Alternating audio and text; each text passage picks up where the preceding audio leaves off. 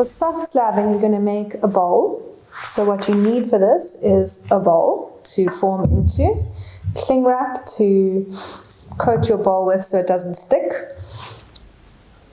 clay, probably that's a bit much, but try and match your clay to the size of your bowl, and then whatever interesting things that you'll find to stamp into the clay. I've got an Indian block stamp here, and this is actually a bit that came off a Stanley knife, but it leaves nice marks. I'm just going to wash them in the water here. You need a bowl of water, an old sponge, and I also find these little pasta letters quite fun to play with. So you can get alphabet spaghetti and use them as stamps.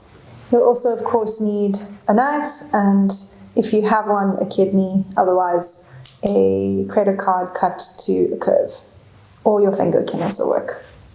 Put your cling wrap onto your bowl.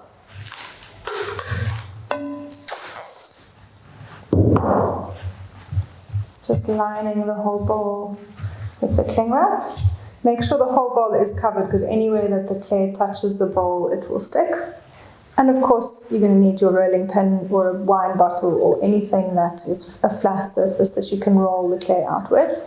So step one is to give your clay CPR.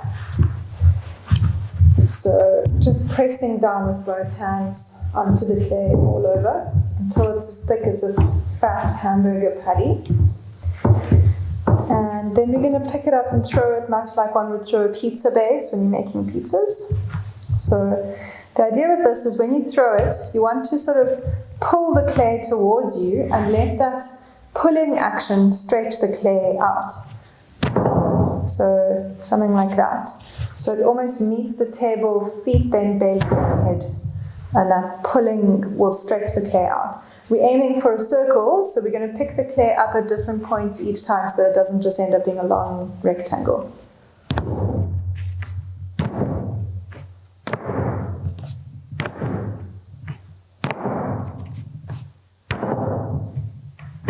So you can see it started to stretch out quite nicely, and then we're going to take our rolling pin.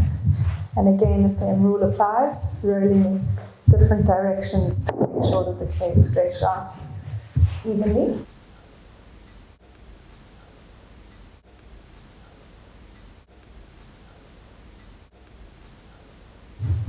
So you can check how you're doing by placing your bowl over the clay. You need a couple of centimeters more than the width of the diameter of this bowl, because it's going to fill more space as it stretches into the bowl form.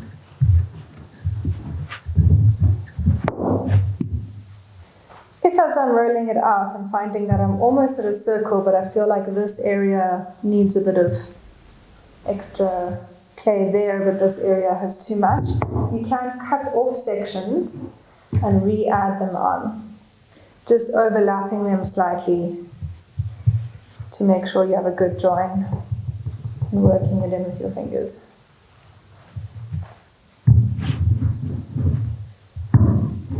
And then turning it over to check the other side.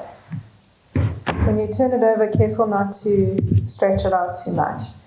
Okay, so my thickness is about 5 millimeters. I could have gone a bit thicker because I'm going to play with some texture now, but this will be a nice light bowl in this case. So the first step before we put it into the bowl, it's important to compress the clay platelets so they lie all in chaos, and when we make a slab we need to sort of tell them to lie flat, so they're sort of sticking up like this, and compressing them by just pressing down with a credit card or a kidney onto that surface. It will smooth out the clay, but it's also realigning those platelets into this flat slab shape. So this is something obviously you won't see, but it can have a huge impact in the kiln and really help to prevent cracks from forming. So we always try and do this on both sides before putting it into the bowl. Well, actually for a bowl former, we're going to compress it once it's in the bowl shape, so you can just do one side. Okay. So I really hate plastic. And I've actually got a bisque bowl here. So bisque, if you've watched the Stages of Clay video, you'll know it's just fired up to 1,000 degrees. So it hasn't been fully fired and it doesn't have a glaze on it. So that means it's going to draw the moisture of the clay out of this clay. And so it works really well as a mold. You can find bisque bowls from most potters will probably have rejects that they're not using that you could probably ask for. If you live close to my studio, you're welcome to come and borrow from me. But otherwise, working with the cling wrap works really well. But I'm going to, for the sake of this tutorial and my sanity, choose not to do that. Okay, so we're going to place it into the mold, and we've got to try and make sure that the bottom of this slab is going to touch the bottom of the bowl first. If the sides touch like what's happening now, it's going to hook and stretch your clay out as you press it in, and then we lose all that compression that we've just done. So we want to try and bend up the sides, which is a bit challenging to do on your own. If you have a friend close by, ask them to come and help you. They can hold those two sides while you hold those two sides to just gently drape it in. Okay, so my bottom's down. I can feel the base of the bowl through the clay. And now I can work the clay into the bowl. Depending on the shape of your bowl, you might have little pleats that stick up like this. Sometimes you can just work them in, but if it's overlapping like that, the best is to actually just cut a little wedge of clay out and then overlap it again and work that in until it fits. Okay, so it can be really beautiful to leave this undulating form, and then you get like this wavy form. You get a bit of a floral pattern happening there. So you don't have to always make it a perfect bowl, but just that you can actually see into what I'm doing. I'm going to cut this down. So I'm taking a knife and I'm letting the knife find the edge of the bowl so that I keep it really straight and just rotating as I go.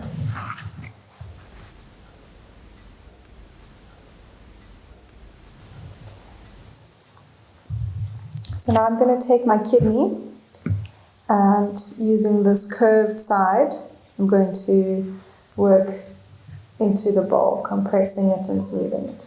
So applying quite a bit of pressure here.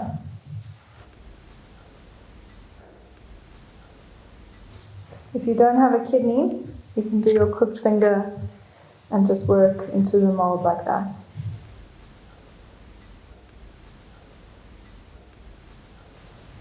Okay, then I'm going to take my sponge, because there's still a bit of marks left over on the surface. So there's a couple of lines there that I just want to get rid of. So the sponge will work that smooth really nicely.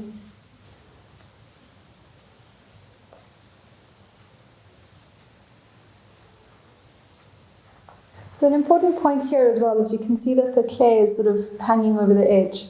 The clay, I haven't actually spoken about this yet, but the clay shrinks by 15% between now and once it's fired.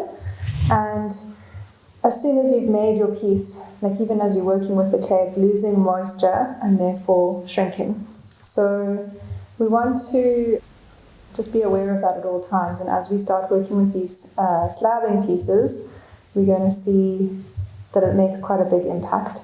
So if I were to leave this hooked over the edge like that, it will probably cause cracks because it will start shrinking and be hooked over the edge and not be able to shrink away. So I'm going to just take my knife and cut that little edge off. It will also give you a much nicer finish. And then once you've done that, you can go with your sponge and just smooth it out. So now that we've got a beautiful bowl, you could just leave this plain, but it's the easiest thing in the world to make a slump bowl. So to give yourself some more time to actually enjoy this process, it's a really beautiful thing to just play with a meditative pattern like a mandala on the inside. So we're going to play with some of those textures that I was showing you earlier. Before you begin, you can keep some of your offcuts and just have a little piece of clay to the one side that you can try your found objects on. So just go look around the house and see what you can find. I mean, that's really beautiful. It's from a Stanley knife. So yeah, you can play with different things. I'm going to just try out my different patterns. You don't need a lot. You can repeat the same ones over and over. So if you're really getting into your pottery, you could make your own stamps.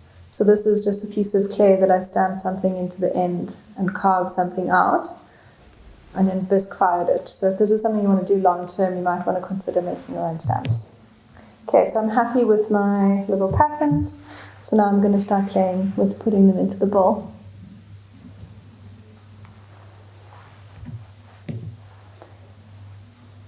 It's good to work with some sort of a theme, so I'm going with a floral pattern. And I'm going to start with this in the center.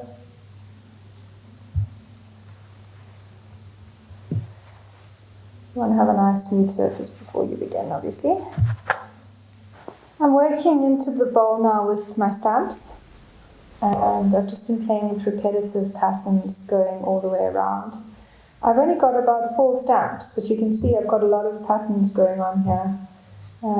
So you can really just repeat things and get a lot of fun out of that. And it can become very meditative. When you're stamping, make sure to rock the stamp around in all directions just to make sure that you get all the sides evenly imprinted.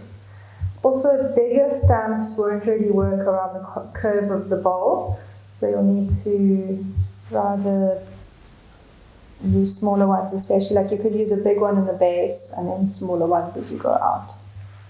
I'm going to play with my alphabet spaghetti now. So I'm just finding all my letters. So I'm just going to press it in and pull it out as if it's a stamp.